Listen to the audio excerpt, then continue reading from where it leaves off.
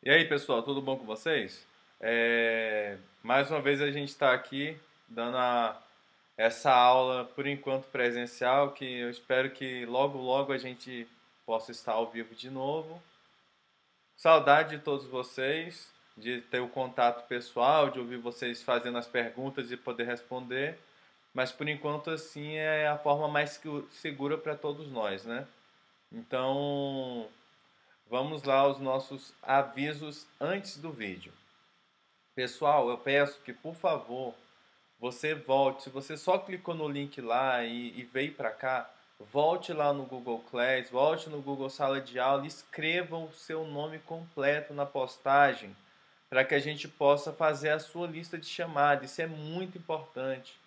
É de suma importância que todos vocês, sem exceção, escrevam o nome completo na plataforma.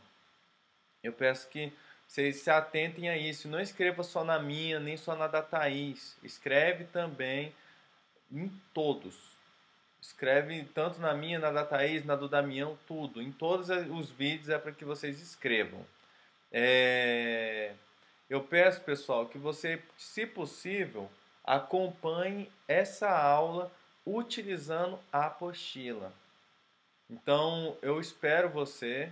Eu vou até sair daqui rapidinho, porque para você poder ir lá pegar a sua apostila e voltar, tá bom?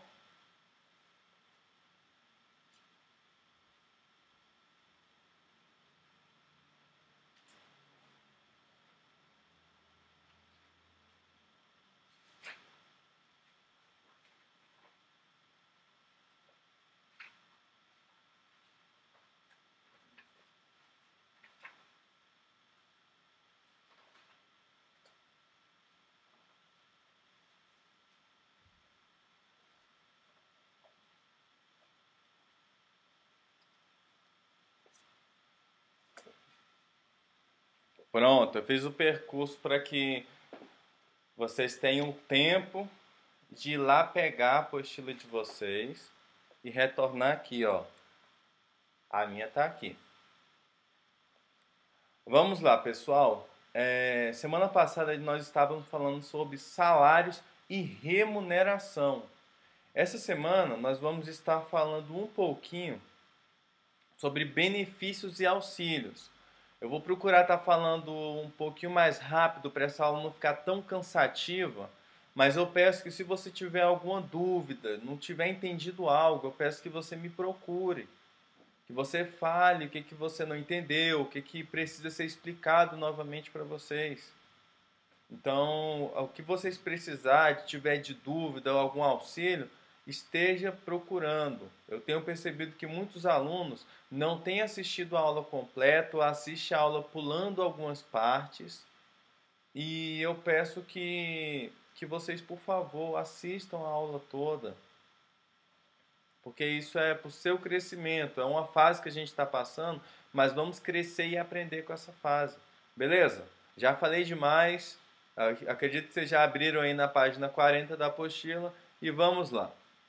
O que são benefícios? São atendimentos de cunho social e assistencial que visam assegurar a satisfação do empregado e de seus familiares que também são beneficiados.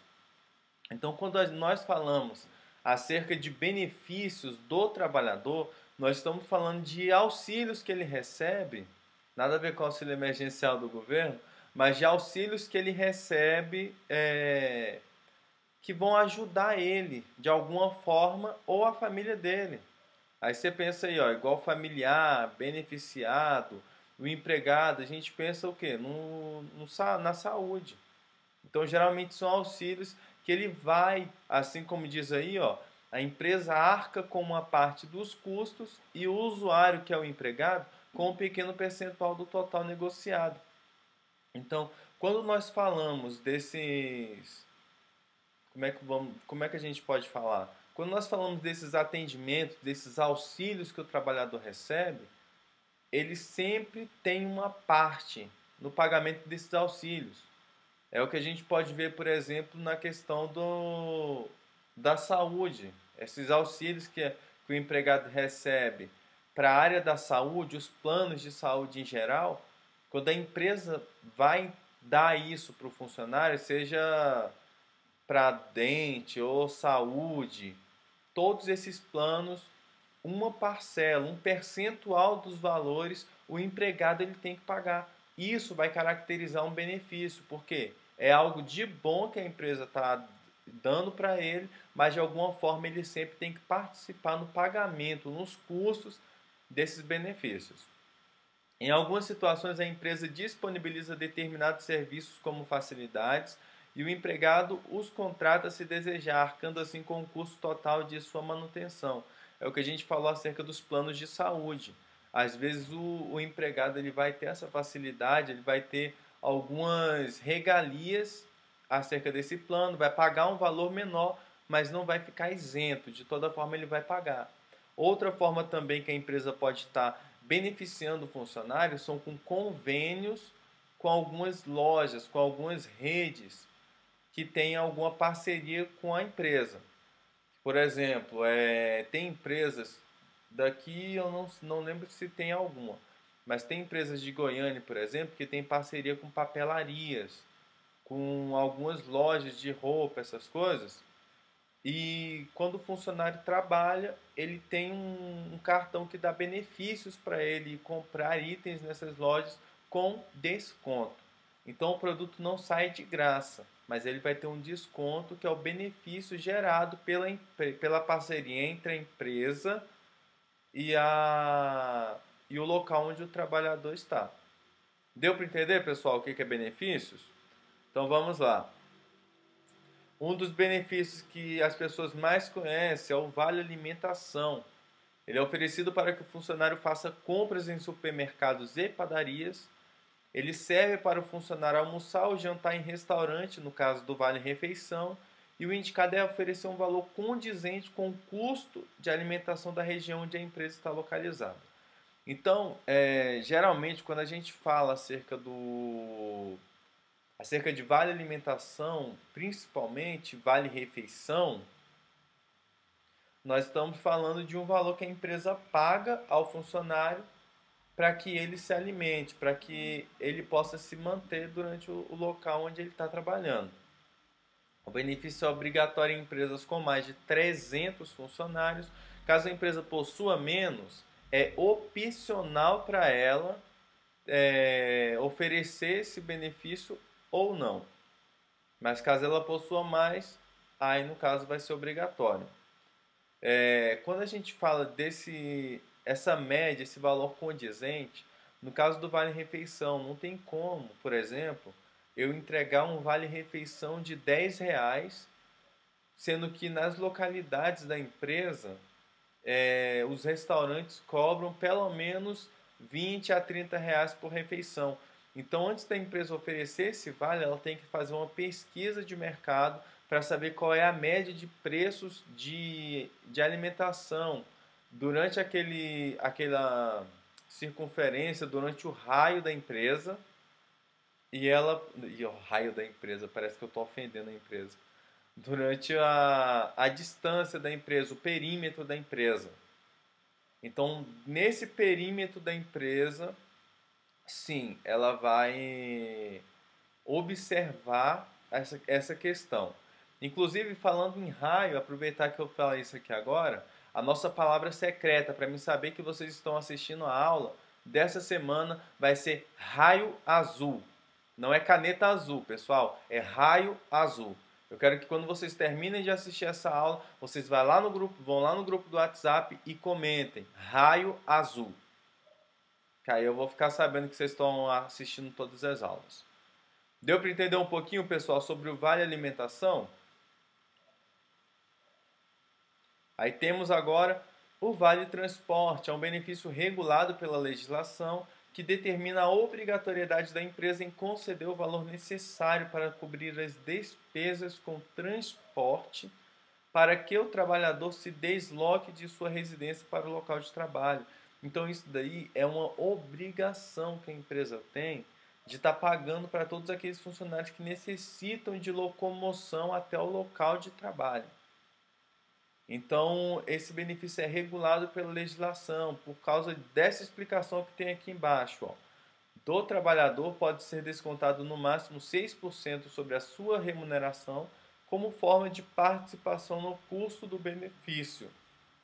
Caso o valor para o deslocamento seja inferior aos 6%, é deduzido o valor integral do salário do trabalhador. Então, nesse caso, pessoal, do Vale Transporte, ele é regulado pela legislação exatamente por isso.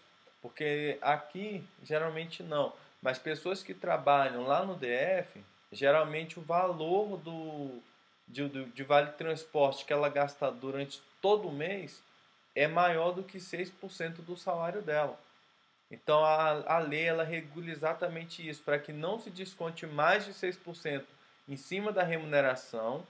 Eu acredito que todos vocês lembrem o que é remuneração. Se você não lembra, pessoal, volta na nossa aula anterior, que está lá no Google Sala de Aula, e assiste a aula anterior. Porque se você não sabe o que é remuneração, é porque você não viu a hora que eu expliquei sobre remuneração.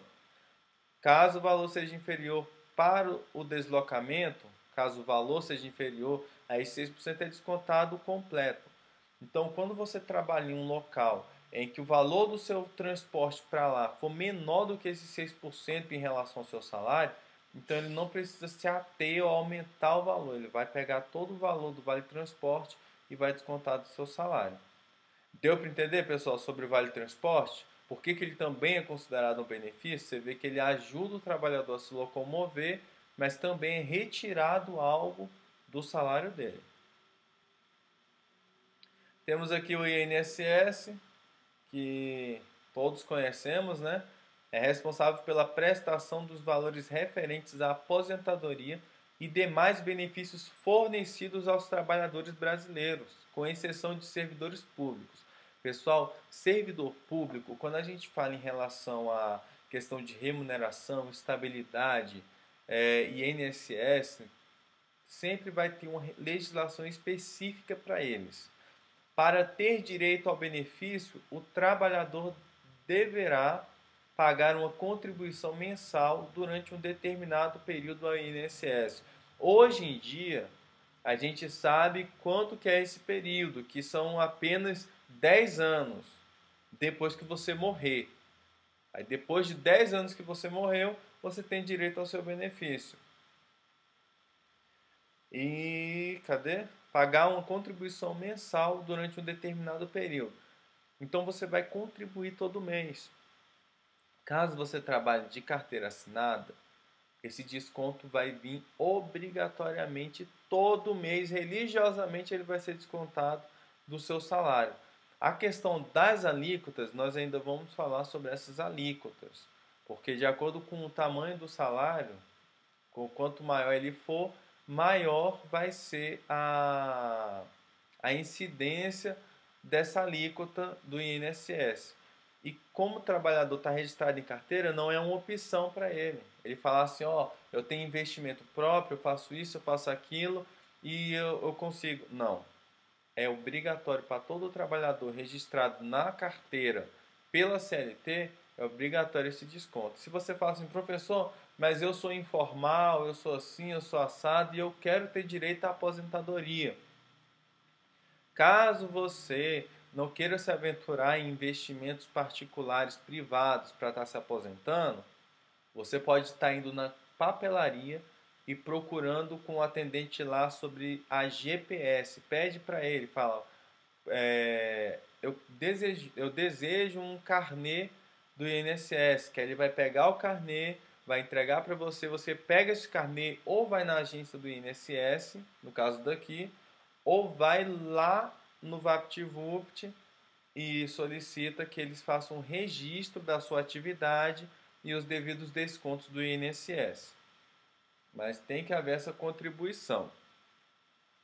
Para quem não sabe, INSS eu coloquei aí no cantinho, que é o Instituto Nacional do Seguro Social. Guarda isso na sua cabeça, porque aí quando a gente perguntar, eu quero que todos vocês saibam. Beleza? Assegura diversos benefícios, tais como, vamos lá, PIS e PASEP, O PIS foi criado pela Lei Complementar Federal número 7 de 1970 e tem a finalidade de promover a integração do empregado na vida e no desenvolvimento das empresas, viabilizando melhor distribuição da renda nacional. Pessoal, como todo mundo deve saber, caso você trabalhe, você já tenha recebido, ou caso não, você ainda vai receber, o PIS ele foi criado para trazer um auxílio ao trabalhador. Como vocês sabem, esse PIS ele é pago para que o empregado ele possa estar desfrutando ali de uma participação. É como se essa integração que ele fala entre o empregado no desenvolvimento da empresa é exatamente isso. É porque eles entendem que as empresas lucram muito, e até o próprio governo também, lucra muito através do trabalho que a pessoa executa durante o ano. E que muitas vezes a remuneração dela, por si só, é muito inferior ao lucro que o empregador tem através do trabalho da pessoa. Então a forma que ele encontrou de dar essa participação foi através do PIS, que no caso do trabalhador para a empresa privada, vai ser pago pela Caixa. E o PASEP foi instituído por meio da Lei Complementar Federal número 8 de 1970. Você vê que é logo em seguida. Que foi o quê? A forma de proporcionar aos servidores públicos, civis e militares a participação nas receitas das entidades integrantes dos órgãos da administração pública direta e indireta, nos âmbitos federal, estadual, municipal e das fundações instituídas, mantidas ou supervisionadas pelo poder público. Pessoal, esse blá blá blá todo que tem falando sobre o PASEP foi retirado diretamente do site do governo. Então você vê que isso que está escrito acerca do PASEP é a definição que a gente viu agora há pouco do PIS. O que eu, professor Tiago, falo para vocês? O PASEP, pessoal, ele foi fruto da inveja dos servidores públicos, dos servidores privados, porque os privados já estavam recebendo um dinheiro ali a mais, além do salário deles, e os servidores públicos também desejavam isso. Então, a participação ali do empregado das empresas privadas é no desenvolvimento das empresas. A desculpa que eles colocaram para o servidor público foi participar da receita das entidades públicas. Então, a diferença é exatamente isso. Servidor privado recebe o PIS, servidor público recebe PASEP. Aí você fala assim, professor, e se eu migrar de um para o outro? Se eu estar trabalhando privado e passar para o público? A Caixa vai realizar essa migração para o Banco do Brasil. Então você deixa de receber em um, mas recebe no outro. Tanto é que o número do NIS, PASEP, PIS, NIT, é tudo a mesma coisa. Porque é o órgão diferente, é local diferente, mas é tudo com o mesmo fim, o mesmo objetivo. Deu para entender, pessoal? Aí você fala assim, professor, mas o que precisa para ter direito? Trabalhar pelo menos 5 anos com carteira registrada. Então você trabalhou 5 anos ali, não precisa ser na mesma empresa. Você teve 5 anos que você registrou a sua empresa, você já pode estar aguardando, porque no mês ali do seu aniversário e tal, vai estar caindo lá na sua conta. Beleza, pessoal? Vamos ao próximo. Ah, só antes aí, ó, para que vocês saibam novamente. Eu procurei estar colocando essas siglas para que vocês fiquem entendidos acerca disso. O PIS é o Programa de Integração Social e o PASEP, que não tem nada a ver com a sigla dele, é Programa de Formação do Patrimônio do Servidor Público. Então, você vê que o governo ele cria uma sigla lá só para ele dar significado a algo que ele quer acrescentar. Então, PIS e PASEP querem dizer isso, pessoal. Espero que você esteja entendido e qualquer coisa você mande no nosso WhatsApp, seja no grupo ou no privado. No grupo é mais tranquilo às vezes, porque nos grupos, às vezes a sua dúvida é a dúvida de mais 15 pessoas. Então, o que você mandar lá, a gente consegue responder e todo mundo vai ter a resposta e ter a dúvida sanada. Vamos seguindo. Temos aqui o abono salarial, que é isso daí através da Aliás, eu não vou falar o que que é o CF, não, porque desde a primeira aula, desde a segunda, a gente tem falado sobre isso. Então, todo mundo sabe aqui o que que é o CF. Você fala assim, professor, mas eu não sei o que que é CF. Meu Deus do céu. Pergunta pro coleguinha lá no grupo. Manda assim, pessoal, o que que é CF mesmo? Que eu não vou falar aqui. A destinação do PIS/PASEP passou a ser alocada. Pessoal, vocês estão escutando essas motos passar? É porque deu determinada hora, Uber, Rappi, esses negócios tudo, iFood, fica passando essas motos barulhentas dos infernos para lá e para cá. Então, se você ouvir um barulho de moto, é exatamente isso. Vamos voltar para a aula. Então, a destinação do PIS/PASEP passou a ser alocada no FAT. A gente vai falar sobre essa sigla daqui a pouco. Para manutenção do abono salarial, seguro-desemprego e financiamento de programas de desenvolvimento pelo BNDES, que a gente vai falar também sobre isso daí. Equivale ao valor de, no máximo, um salário mínimo para trabalhadores que satisfaçam os requisitos previstos em lei de acordo com o calendário anual. É proporcional ao tempo de serviço do trabalhador no ano base. Agora vamos explicar tudo isso.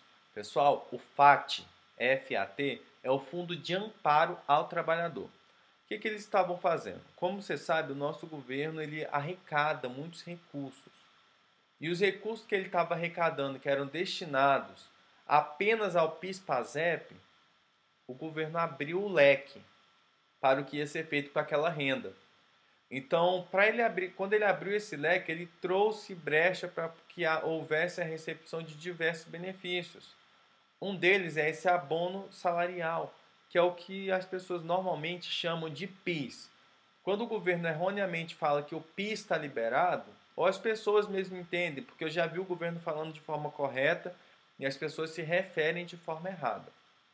O PIS, pessoal, é um direito que você possui. O abono é o pagamento desse direito. Então, o abono salarial, ele é um direito vindo através desse PIS/PASEP. O seguro-desemprego também, eles vão usar esse mesmo fundo para poder pagar os trabalhadores. E programas de financiamento de desenvolvimento pelo BNDES. BNDES, pessoal, é o Banco Nacional de Desenvolvimento Econômico e Social. Que é para quê? Pessoal, a pessoa vai montar uma empresa e ela precisa desenvolver esse projeto, ela vai recorrer muitas vezes a esse banco para que ele faça empréstimos a taxas menores e a pessoa possa abrir o seu negócio, tá? Proporcionando rendimento e crescimento ao país. Então ela recorre a esse BNDES e o dinheiro desse banco vem também do fundo FAT, o Fundo de Amparo ao Trabalhador. Equivale ao valor no máximo de um salário mínimo. Então, vamos supor, você trabalhou em 2005. Em 2005, você trabalhou 5 meses. Então, esses 5 meses que você trabalhou vão ficar lá registrados em carteira.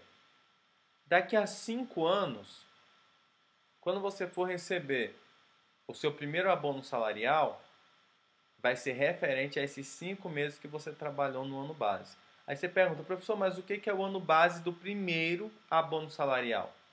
O ano base do primeiro abono salarial é o 5 anos atrás da data em que você está recebendo. Então, se esse ano você for receber o PIS, o primeiro, ele vai ser referente a 5 anos atrás, quando você trabalhou. Então, se você trabalhou os 12 meses, você recebe um salário mínimo. Caso não, você vai receber proporcional aos meses que você trabalhou em relação a um salário mínimo. É proporcional ao tempo de serviço. Aí você fala assim, professor, mas e quando o trabalhador já não está mais no primeiro ano do trabalho? Quando ele já não está mais no primeiro ano do trabalho, do abono salarial, quando ele já está recebendo os próximos, segundo, terceiro, quarto, quinto, é todo ano, tendo por base o ano anterior. Então, sempre vou ter por base, após o segundo ano anterior. Quantos meses você trabalhou no ano passado? Aí você fala, professor, eu trabalhei 8 meses e foi só. Só isso, só trabalhei esses 8 meses. Então, você pega um salário mínimo, divide ele por 12 e multiplica por 8. Aí você vai ter o resultado do abono que você vai receber na sua conta, caso você tenha uma conta da Caixa ou do Banco do Brasil. Caso não, você vai na boca do caixa, apresenta o seu CPF, os seus documentos e ele vai te passar esse dinheiro na boca do caixa, no atendimento interno dos bancos. Beleza? Espero que tenha sido entendido esse abono salarial. Caso não, abram a página 42. Vamos lá, ó, tô com a apostila aqui. Aqui na página 42, você vê que está escrito aí, ó, direitinho, também a questão do abono salarial. Então, caso você não tenha entendido, dá uma lidinha na página 42 e se não entendeu ainda, manda a pergunta para a gente. Vamos para o próximo. Salário maternidade, que vai ser o benefício pago às seguradas que acabaram de ter um filho, seja por parto ou adoção, ou aos segurados que adotem uma criança. Para empregados seletistas, cabe ao empregador manter os pagamentos mensais equivalentes aos que eram recebidos pela mesma durante a prestação de serviço. Então, pessoal, esse salário maternidade é exatamente isso. Quando a mãe ela vai dar à luz, ela acaba de ter o filho, ela não pode estar trabalhando, mas ela não deixa de receber o salário dela. Esse salário não se chama salário normal, não é um salário normal, porque ela não está trabalhando. É um salário maternidade. A empresa tem que assegurar esse salário a ela, o pagamento desse salário, durante os meses em que ela está ali na licença maternidade.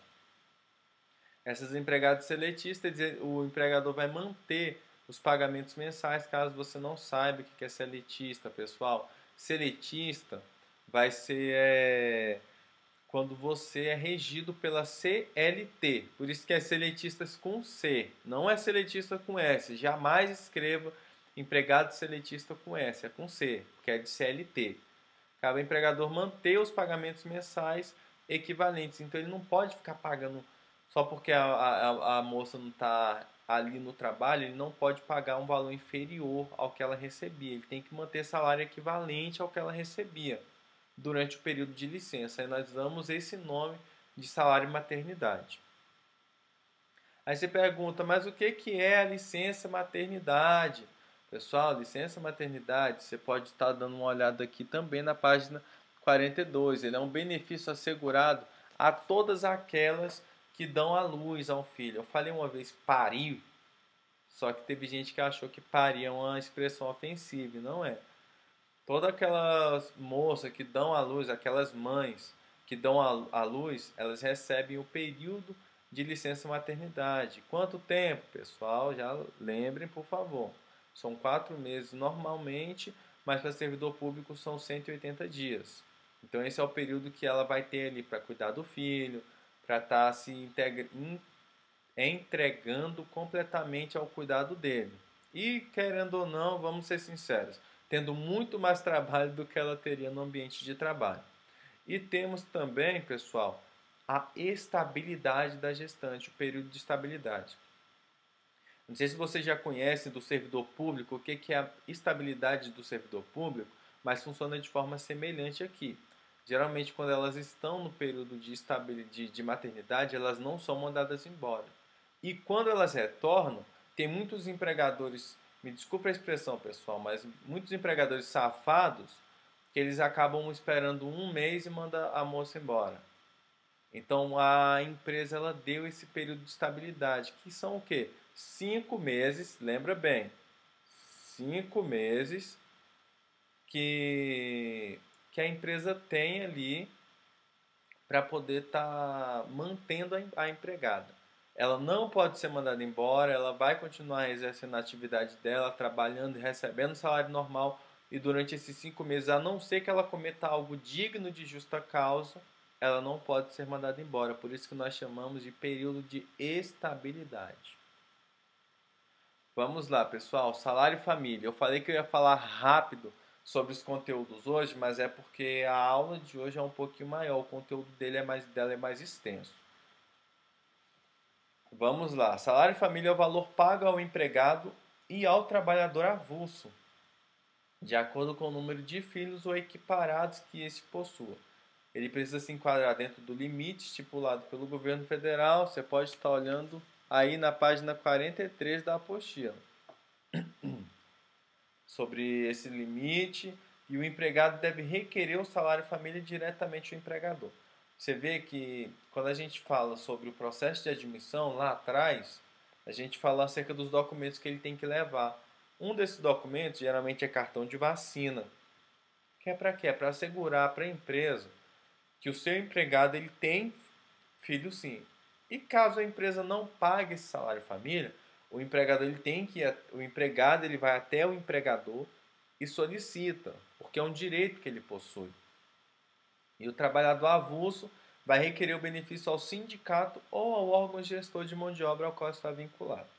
No caso do trabalhador formal, a lei dele, a CLT, já garante isso para ele. Já fala para ele assim, ó, se você for do seu empregador e tiver sua família, a empresa tem que dar esse auxílio, tem que pagar esse adicional. O trabalhador avulso, ele vai fazer isso, ele vai até o sindicato da categoria que ele trabalhar, ou o gestor da mão de obra dele, e vai estar solicitando esse auxílio, porque é um direito do trabalhador. É só ele levar a documentação das crianças e solicitar. Os valores de 2019, eles foram atualizados, eu vou olhar e depois eu passo para vocês. Até de 2019, quem recebia até R$ 907,77 recebia R$ 46,54 por filho. E quem recebia até 1.364, esses limites também aumentaram, recebe R$ 32,80. Então está recebendo um pouquinho mais atualmente.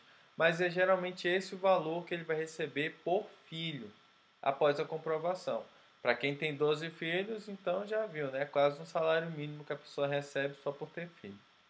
Mas mesmo assim, gasto demais, e se você pagar esse dinheiro para calcular, não dá para comprar nem 4 latas de leite ninho. Vamos lá, temos o auxílio doença,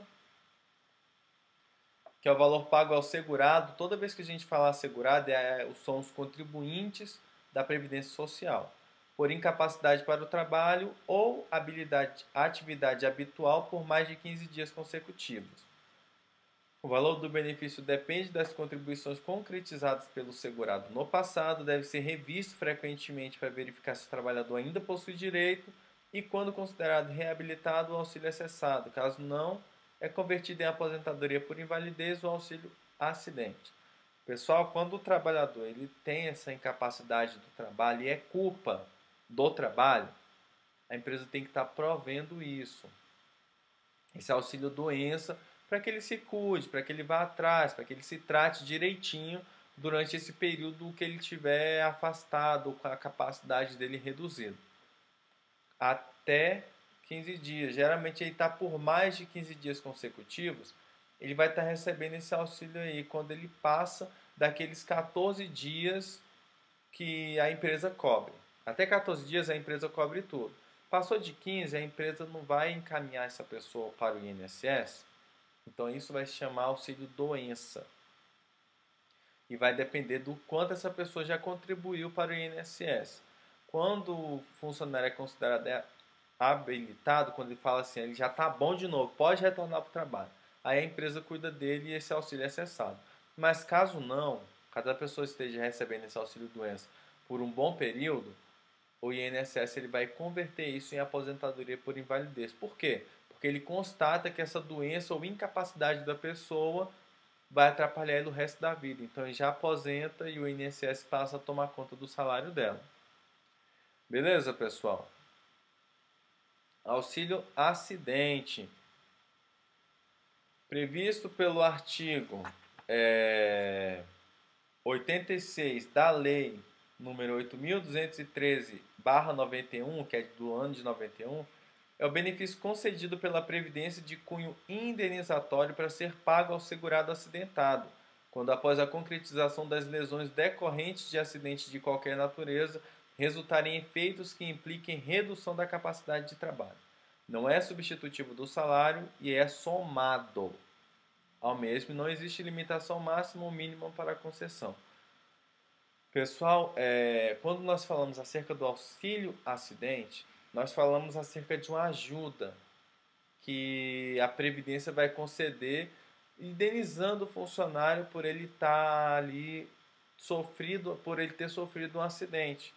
Ele sofreu um acidente ali, teve uma lesão, foi comprovado que isso é um acidente e vai atrapalhar a redução do trabalho dele, a capacidade dele render trabalho, então eles vão conceder esse auxílio. Ele vai se somar ao salário e não substituí-lo.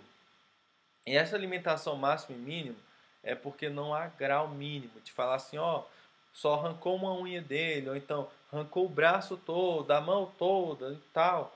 Não tem limitação mínima ou máxima para poder conceder esse benefício. Sofreu um acidente, a pessoa tem direito. Acidente de trabalho aqui é aquele que ocorre no horário em que o empregado está à disposição do empregador. Acidentes estes que podem acarretar no afastamento ou redução da capacidade dele de trabalhar. Para reconhecer o acidente, tanto de trabalho quanto doenças ocupacionais, frente às autoridades é necessário um documento chamado CAT, que é a Comunicação de Acidente de Trabalho. A empresa é obrigada a informar à Previdência os acidentes ocorridos até o primeiro dia útil do mês seguinte à ocorrência. Em caso de morte, tem que ser imediatamente. Pessoal, esse acidente de trabalho é a ocorrência que dá direito ao pagamento do auxílio acidente. Então, a empresa vai registrar o acidente desse empregado através desse CAT, que é essa comunicação de acidente de trabalho, vai colocar ali o código do acidente ou o código da doença em relação ao trabalho e vai encaminhar para a Previdência no mês seguinte ao acontecimento. Para quê? Para que a Previdência tome o direcionamento em frente aos auxílios pagos a essa pessoa. Então, a empresa tem que estar informando isso todo mês, se os empregados sofreram algum acidente, para que eles possam fazer o pagamento desse auxílio acidente. E em caso de morte, houver alguma fatalidade desse tipo, a empresa tem que informar imediatamente o INSS para que ele tome as decisões cabíveis em relação a esse empregado e à família dele. Temos aqui por último, mas graças a Deus, professor, que essa aula está terminando, que eu já não aguentava mais. Pera, pessoal, oh meu Deus do céu. Pessoal, se assistiu até aqui, você é um vencedor. Mas não esquece de comentar lá no grupo sobre o raio azul. O FGTS, pessoal, que nada mais é do que o Fundo de Garantia por Tempo de Serviço, que daqui a pouco o governo vai liberar até 1045 para os trabalhadores sacarem, foi criado com o objetivo de proteger o trabalhador demitido sem justa causa, mediante a abertura de uma conta vinculada ao contrato de trabalho. A gente já sabe que essa conta é aberta na Caixa. Todo trabalhador com contrato de trabalho formal tem direito ao FGTS. Se encaixam nessa regra seletistas, que a gente já falou que é aquele que é regido pela CLT, trabalhadores rurais, temporários, avulsos, safreiros, que são aqueles que trabalham em safras, que vão render em determinados períodos do ano, e atletas profissionais. Pessoal, esse fundo de garantia por tempo de serviço é uma maneira que o governo encontrou de estar ajudando aquelas pessoas que são mandadas embora do trabalho sem justa causa, para poder estar mantendo até que ela consiga outro trabalho. E atualmente a gente tem visto que é uma forma de movimentar o dinheiro do Brasil. Por quê? Porque ele libera um dinheiro que é seu direito para você. Dinheiro na mão é vendaval, pessoal. Então, ele sabe que quando ele libera isso, você vai gastar esse dinheiro comprando alguma coisa e isso estimula a economia. Por isso que o governo criou